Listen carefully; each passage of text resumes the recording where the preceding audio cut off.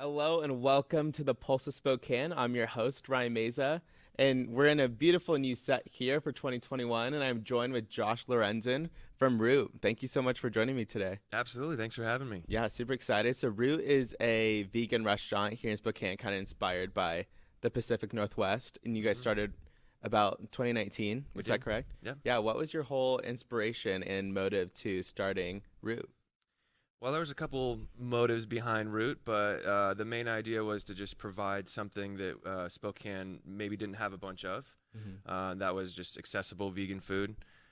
We tried to market it in a way that wasn't just for the vegan community. It was also for anybody that was interested in trying plant-based food. And I was living in Portland at the time when the idea came up, and my buddy Justin, who's also my partner there and also owns Cascadia Public House, said, "Hey, man, I'm selling a lot of vegan food up here. People really want more options. Let's do an all vegan thing." And about 8 months later, I dropped what I was doing and came over here, and now we're here. Yeah, that's awesome. Just Yeah. put it all together just off that one idea. Yeah, I mean, That's it, awesome. it brewed around for a while, Okay. but it definitely happened faster than I would have ever planned it out. Okay. Yeah, exactly. yeah. And you said you're in Portland. You were there as a chef before. Yeah, I was there doing for your 10 years. thing. Okay, Yeah. nice. Doing your thing there.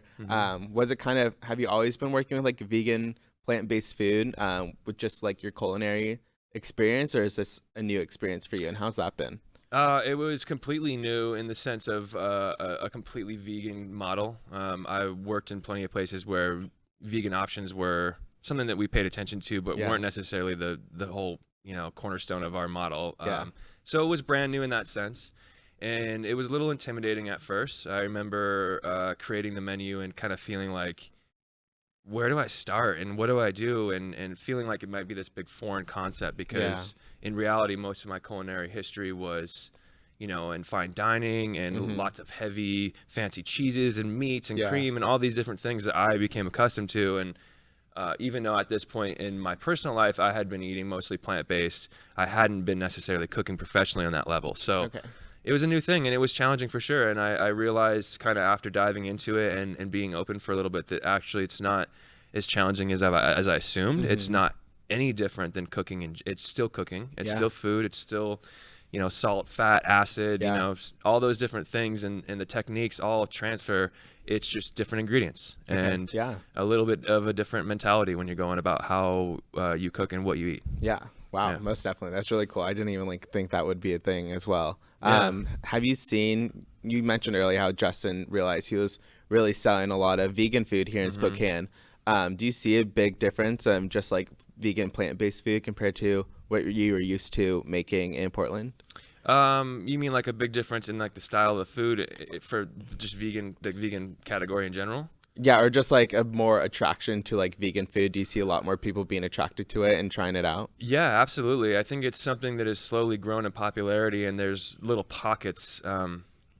I guess I don't know our whole country, but like in certain parts of the West Coast, I think there's little pockets that I was aware of that were definitely more vegan centric, if you will, and it was a lot more popular. Where Spokane maybe might have not been one of those places, but I think that the people that live here wanted it just as bad as anywhere else. Yeah. It's just maybe there wasn't an example for people to understand and to attach themselves to. And so I think there's been a massive increase in even just being in Spokane, because I grew up in Spokane. Okay, And then I nice. left and was in Portland for 10 years and came back. I kind of had this perspective like, man, you're crazy. You're opening a vegan spot in Spokane. Like, the word vegan even was mildly offensive to people in some ways, and still is. Exactly. Maybe not offensive. Maybe that's not a great word, Yeah, but it kind of triggered people. Yeah, throws into you off a little bit. assuming certain things. And so we actually really focused on changing the word vegan to plant-based, Okay.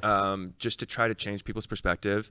And once we opened and started doing our thing, now it doesn't feel foreign at all. It doesn't feel like it's crazy. People love it, of all sorts of different, walks and types of life. And it's not this crazy foreign concept that it felt like when we were coming. And I know that other people, shout out to Allie's and Boots and other places in town that have done vegan food.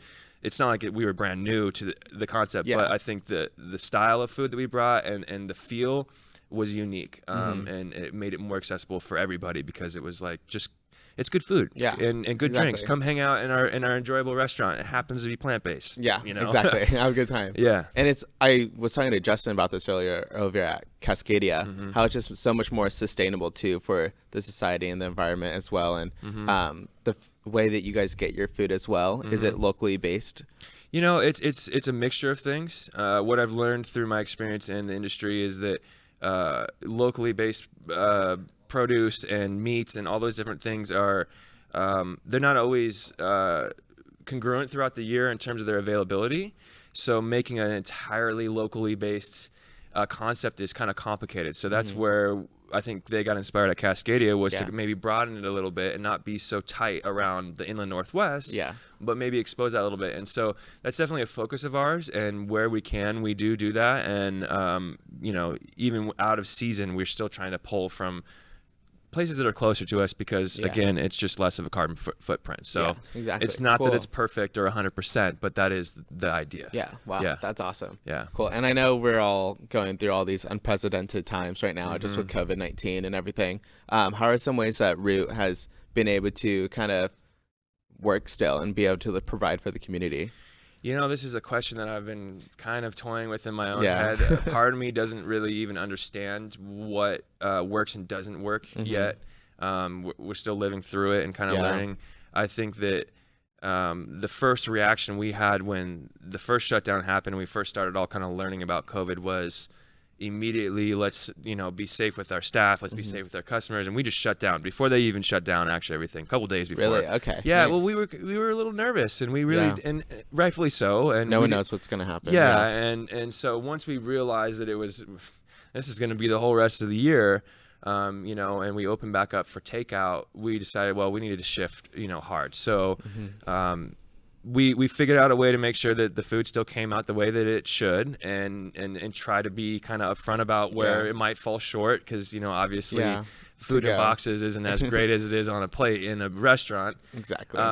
But yeah, you know, just cutting back on staff and just trying to be really good about our online stuff, and keeping people connected to us without being in the restaurant was kind of our main focus. But really, and I hate to say this because it sounds funny, but part of it I feel is a little bit of a luck as well, or maybe a better way of putting it is just community support. We have had a nice presence of support the whole time, and I know that not everybody has had that, and it's been harder on their model or their system than it has been for us in some of the ways. So I like to think, oh well, it's because you're doing a good job, Josh. But then there's another element that, you know, it's the location, it's the style of food, it's the community that is kind of, you know, RUT, if you will, and the experience before pre-pandemic. And I feel like maybe people that are focusing on things like sustainability and health and interested in RUT as a brand also like to align that with supporting their community, and it is shown. So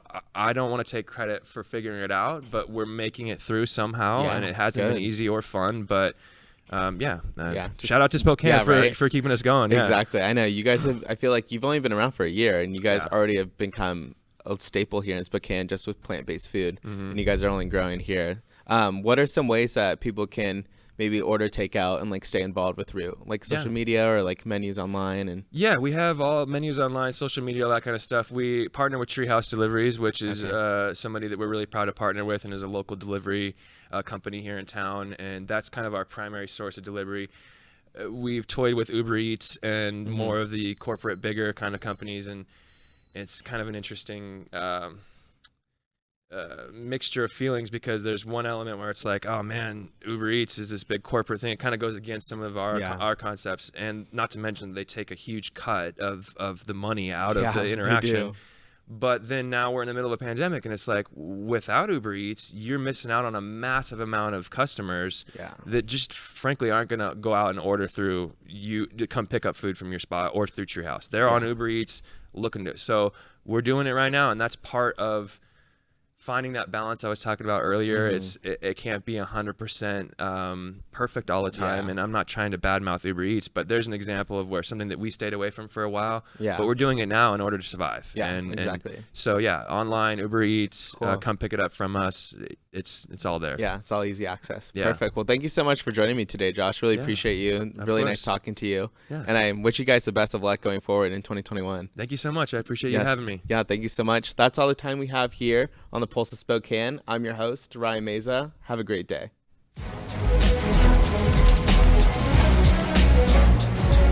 Well, this is Looms Day in Spokane. We got about 40 firefighters and their friends and family handing out 40,000 cups of water as the day goes by. It's a very good opportunity to see the public and support them and help them out and cheer them on during Blooms Day. It's one of the best things about Spokane is that we have these major events and the whole community comes together not just to participate but to volunteer and show that they really care about our city and making our city look great. This type of an event really is emblematic of Spokane because so many people get involved. We have 50,000 people probably running this race. Always has been a very huge event. Right now we're at the corner of Broadway and Nettleton. It's the last water station before the finish, so people are pretty much dehydrated by the time they get to us. They really need our water. The water stations are a vital part, especially on warm days like today. It's real important that we have the volunteers to help with that. Without the volunteers, Blooms Day wouldn't exist. All up and down the course, there are people that are involved in this celebration. It really is a celebration of what Spokane's all about.